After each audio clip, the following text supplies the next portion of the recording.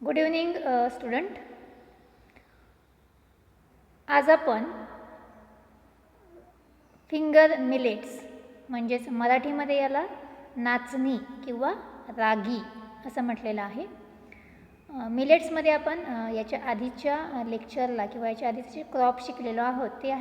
ते होतं proso millet आणि आज आपण फिंगर मिलेट्स पाहणार आहोत. याचे फोटोग्राफ्स आपल्याला दिसतात बघा. एका साईडला मॅच्युअर झालेलं क्रॉप दिसते की ज्याचा कलर हा ब्राउनिश आपल्याला दिसतो डार्क, आणि एका बाजूला ग्रीन कलरमध्ये दिसते. म्हणजे अशा प्रकारचे ते क्रॉप असते. आणि याचे जे सीड्स कसे असतात ते आपण पुढच्या स्लाईड्समध्ये पाहणार आहोत. तर आज आपण फिंगर मिलेट्स याबद्दल माहिती अभ्यासणार आहोत. ठीक आहे. हे बघा, आता ह्या ठिकाणी आपल्याला ही जी स्लाईड आहे ह्याच्यामध्ये आपल्याला काय दिसत आहे तर नाचणी किंवा रागी किंवा फिंगर मिलेट्स कशा प्रकारचं असतं हे तुम्ही पाहिलेलं असेल. मोहरीच्या दाण्यासारखे याचे दाणे असतात दिसायला. म्हणजे एखाद्या व्यक्तीला समजा जर ओळखायला येत नसेल धान्य तर तो शक्यता जास्त आहे की याला मोहरीच म्हणेल, याला मस्टर्ड म्हणतो आपण, पण हे काय आहे, नाचणी आहे. ठीक आहे. तर याचं आपण लोकल नेम याला नाचणी किंवा रागी म्हटलेलं आहे. बॉटॅनिकल नेम इलुसाइन कोरोकॅना किंवा इलुसाइन कोराकॅना याचं बॉटॅनिकल नेम आहे. फॅमिली याचीसुद्धा ग्रॅमिनी आहे आणि ओरिजिन आहे ते आहे इंडिया. ठीक आहे. तर परत आपण याचं हे जे मुद्दे आहेत ते परत रिवाईज करूया. लोकल नेम नाचणी किंवा रागी, बॉटॅनिकल नेम इलुसाइन कोराकॅना. स्पेलिंग पहा, ELE आहे ठिकाणी, ELEUSINE इलुसाइन कोराकॅना, CORACANA इलुसाइन कोराकॅना.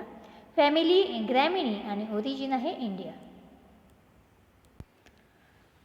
ठीक आहे. आता जे क्रॉप आपलं ॲड होणार आहे तुम्हाला असाइनमेंट दिलेली आहे. प्रत्येक जे क्रॉप झालेलं असेल त्याचं बॉटॅनिकल नेम, फॅमिली, ओरिजिन आणि त्या क्रॉपचं नाव असं तुम्हाला असाइनमेंट जसं जसं क्रॉप आपलं होईल त्याप्रमाणे आपल्याला ते तयार करायचं आहे आणि त्याचा सराव हा आपल्याला रोज करणं आवश्यक आहे. ठीक आहे. तर त्याचे इकॉनॉमिक युजेस आपण पाहूयात. The grain is use for preparing breads or roti. आता यापासून ब्रेड किंवा रोटी म्हणण्यापेक्षा आपण नाचणीची भाकरी बनवतो आहे. आणि ही भाकरी सहसा कोकण भाग आहे तर त्या भागामध्ये याचं उत्पादनसुद्धा जास्त घेतलं जाते. आणि असं म्हटलं तर त्याच्या रोजच्या आहारामध्ये नाचणीची भाकरी, जसं आपण ज्वारीची भाकरी खातो तसं ते नाचणीची भाकरी जास्त प्रेफर करतात. सेकंड आहे ambil is made from ragi flour. ठीक आहे. त्याला काय म्हणतात, आंबील असं म्हणतात. म्हणजेच जे नाचणीचं पीठ आहे तर ते रात्री ताकामध्ये भिजवून किंवा पाण्यामध्ये भिजवून ते आंबटसर झालं की मग दुसऱ्या दिवशी त्याला पाण्यामध्ये थोडं शिजवायचं, त्याला आंबील तयार केली जाते आणि ते अतिशय पौष्टिक असते. तर आंबीलसुद्धा नाचणीपासून तयार केलं जाते. त्याच्यानंतर तिसरं जे आहे, it is rich in protein and calcium. ह्याच्यामध्ये खूप जास्त प्रमाणामध्ये प्रोटीन आणि त्याचबरोबर कॅल्शियमसुद्धा जास्त प्रमाणात आहे. चौथा आहे, it is more nutritious than wheat, hence very suitable for people doing hard work. आता जर आपण गहू आणि किंवा गहूपासून चपाती जी बनवतो ती आणि जर नाचणीची भाकरी याच्यामध्ये कंपॅरिझन केलं तर जे काही लोक हार्डवर्क करतात, मेहनतीचं काम करतात, त्यांच्यासाठी नाचणीची भाकरी ही अतिशय पौष्टिक आहे असं या ठिकाणी सांगितलेलं आहे. त्याच्यानंतर पुढचा जो यूज आहे, the straw is used as a fodder but the quality is poor. आता यापासून आपण हार्वेस्टिंग केल्यानंतर याची जी स्ट्रॉ आहेत उरलेली, जर आपण त्याचा वापर फॉडर पर्पज म्हणून करतो जनावरांना सहसा, पण याची जी क्वालिटी आहे ती थोडीशी पुअर आहे. त्यामुळे जास्त प्रमाणामध्ये जनावरांसाठी आपण याची जे स्ट्रॉ आहे ते वापरत नाही. ठीक आहे. आता युजेसमध्ये आपण एकूण 5 युजेस पाहिलेले आहेत. पहा, the grain is used for preparing bread or roti. Ambil is made from ragi flowers. It is rich in protein and calcium. It is more nutritious than wheat, hence very suitable for people doing hard work. The straw is used as a fodder but the quality is poor. ठीक आहे. आता या ठिकाणी बघा आपल्याला फोटोग्राफमध्ये दिसते रागीचं आंबील. या ठिकाणी एक फोटोग्राफ मी टाकलेला आहे. तर अशा प्रकारचं आंबील आपण तयार करू शकतो आणि हे अतिशय पौष्टिक असेल. जसं नाचणीची भाकरी या ठिकाणी दिसते. कलर थोडासा त्याच्या जे ग्रेन्स आहे त्याच्याप्रमाणे कलर आहे.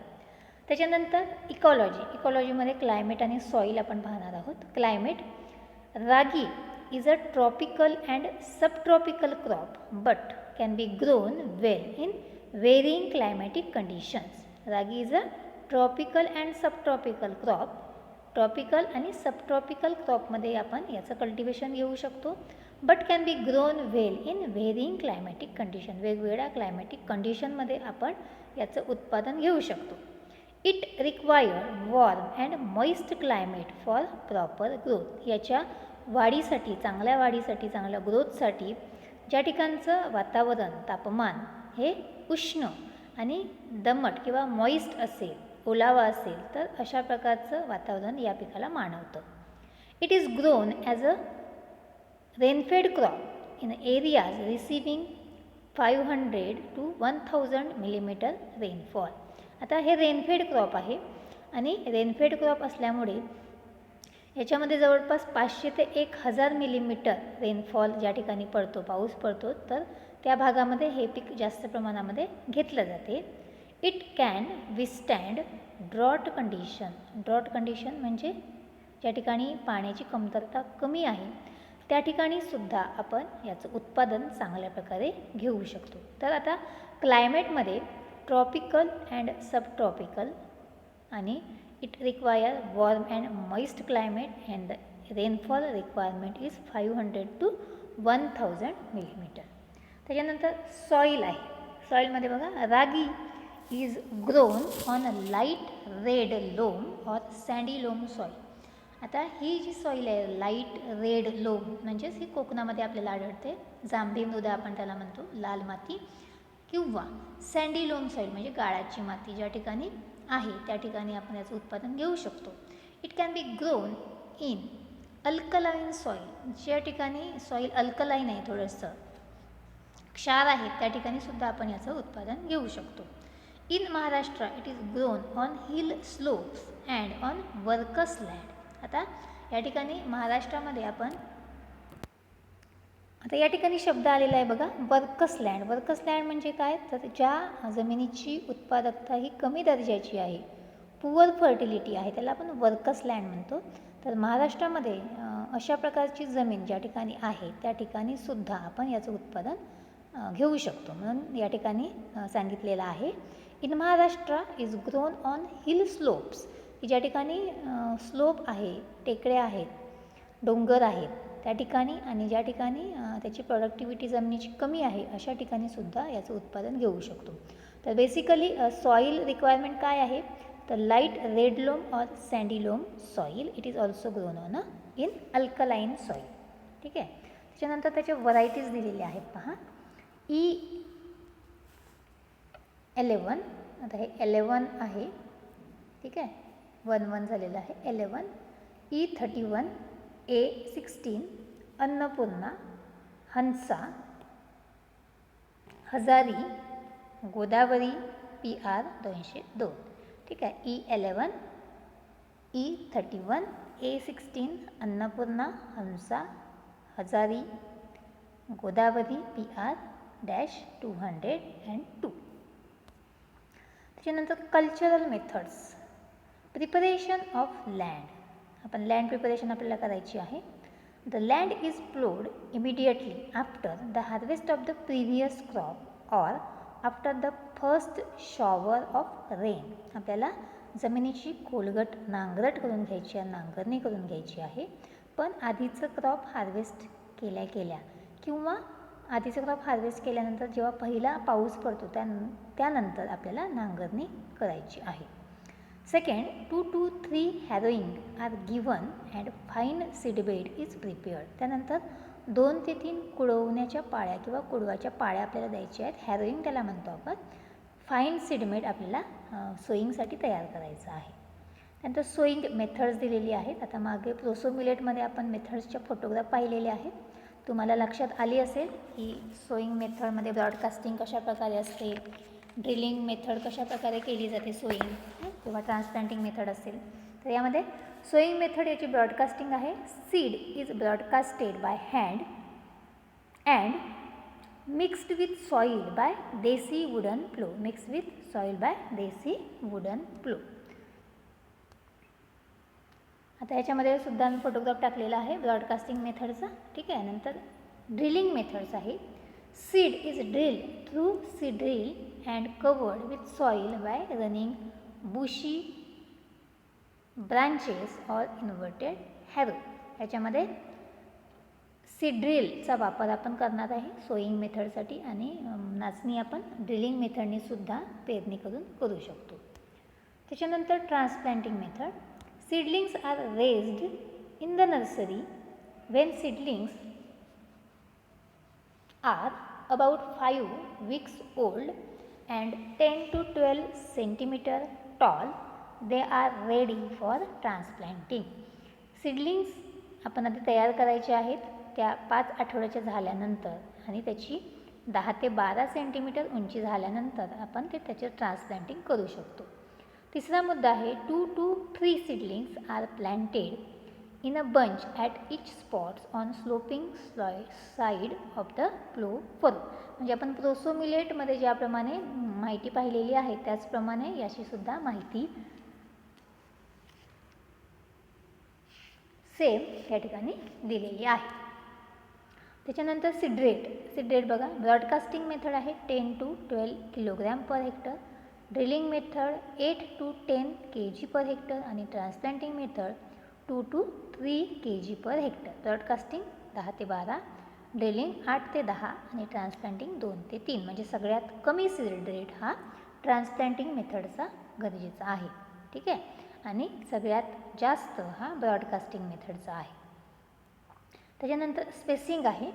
स्पेसिंग तर ब्रॉडकास्टिंग मेथडमध्ये स्पेसिंग नसणार आहे. कुठल्या मेथडमध्ये असणार आहे? Drilling 15 to 25 by 5 to 7 centimetre. म्हणजे row to row and plan to plan. Row to रोमधली 15 ते 25 सेंटीमीटरच्या दरम्यान आणि प्लॅन टू प्लॅनमधली 5 ते 7.5 सेंटीमीटरच्या दरम्यान ड्रिलिंग मेथडमध्ये. आणि ट्रान्सप्लांटिंगमध्ये 37.5 to 50 centimetre into 15 by 22.5 centimetre. म्हणजे 37.5 ते 50 centimetre in between the 2 lines और 2 रो और 15 to 22.5 centimetre in between the 2 plant. Spacing त्याची असणार आहे. हे लक्षात ठेवायचं आहे तुम्हाला. परीक्षेच्या दृष्टिकोनातून हे अतिशय महत्त्वाचं आहे. बरेच जे क्वेश्चन विचारलेले जातात ते seed rate, spacing, yield, harvesting यावरतीच मोस्ट ऑफ द क्वेश्चन आपल्याला परीक्षेमध्ये विचारले जातात. त्याच्यानंतर inter cultivation. 1 hand weeding is sufficient for control of the weed growth. एकच हँड विडिंग आपल्याला करायची आहे वीड ग्रोथ कंट्रोल करण्यासाठी. Manuring 8 to 10 tons FYM per hectare is mixed while preparing the land. आपल्याला 8 ते 10 टन एका हेक्टरला FYM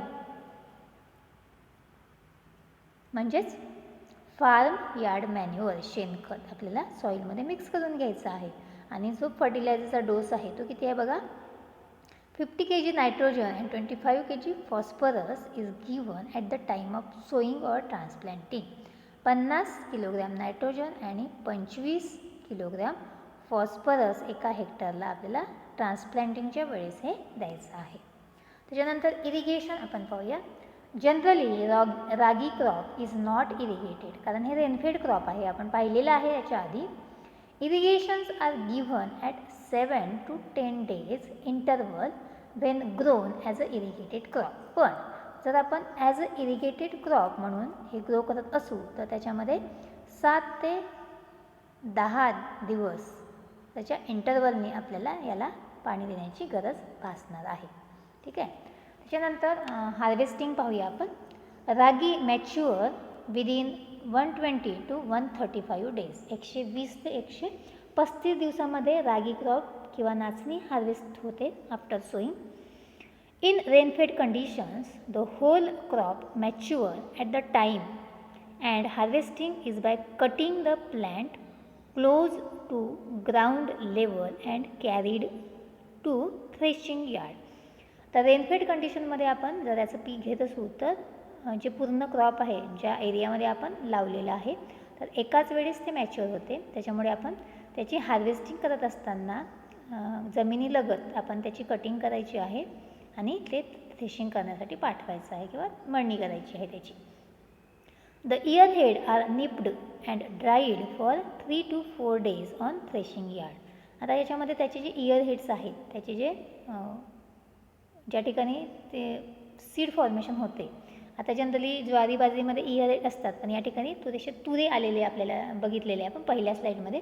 तर तशा प्रकारचे इयर हेड्स आपल्याला निप्ड करायचे म्हणजे काय करायचे, तोडायचे आहेत, कट करायचे आहेत आणि थ्रेशिंग यार्डमध्ये ज्या ठिकाणी आपण त्याची मळणी करणार आहोत, थ्रेशिंग करणार आहोत त्या ठिकाणी आपल्याला 3 ते 4 दिवस ते ड्राय करायचे, सन ड्राय करायचे आहेत. In irrigated condition the whole crop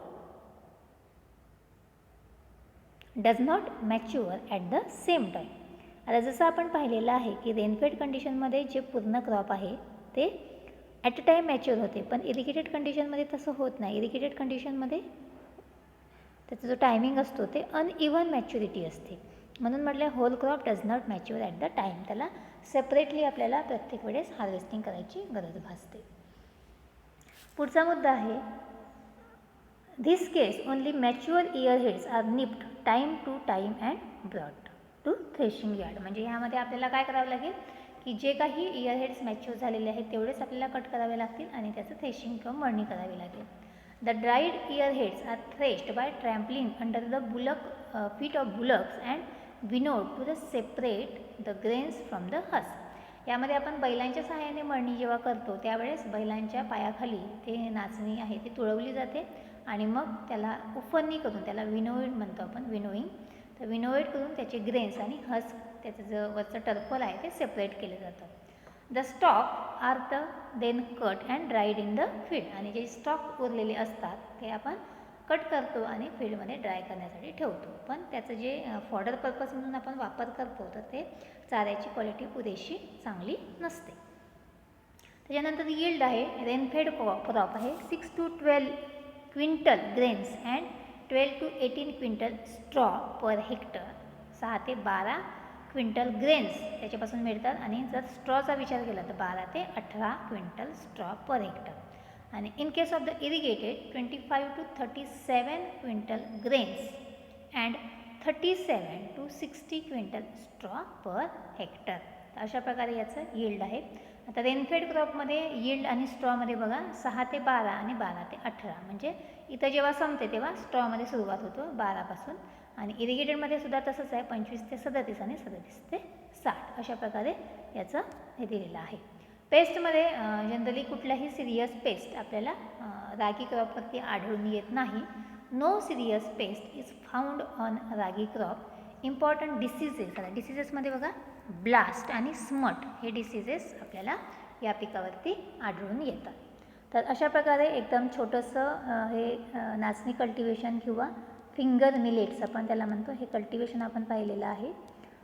मला वाटतं यामध्ये कोणालाच काही अडचण नसेल, तुम्हाला ते बघितलंसुद्धा नसेल तरी आपण याच्या फोटोग्राफच्या माध्यमातून या ठिकाणी दाखवण्याचा प्रयत्न केलेला आहे की याचं प्लांट कसं असते आणि त्याचे जे ग्रेन्स असतात ते सुद्धा कसे असतात या ठिकाणी आपण दाखवलेलं आहे.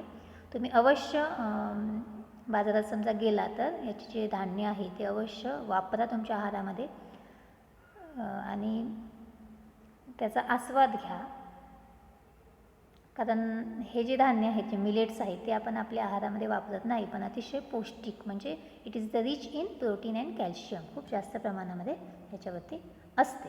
त्याच्यामुळे हे सुद्धा कधी काळी आपण आपल्या आहारात याचा अंतर्भाव करणे आवश्यक आहे. तर आज आपण इथेच थांबूया. आपलं फिंगर मिलेट्स हे कल्टिवेशन या ठिकाणी संपलेलं आहे. म्हणजे मिलेट्समध्ये आपण प्रोसो मिलेट मागच्या लेक्चरला आणि फिंगर मिलेट्स पाहिलेलं आहे. याच्यानंतर फॉक्सटेल मिलेट आणि कोडो मिलेट हे 2 मिलेट्सचे क्रॉप्स आपले राहिलेले आहेत ते आपण पुढील लेक्चरमध्ये पाहणार आहोत. थँक्यू.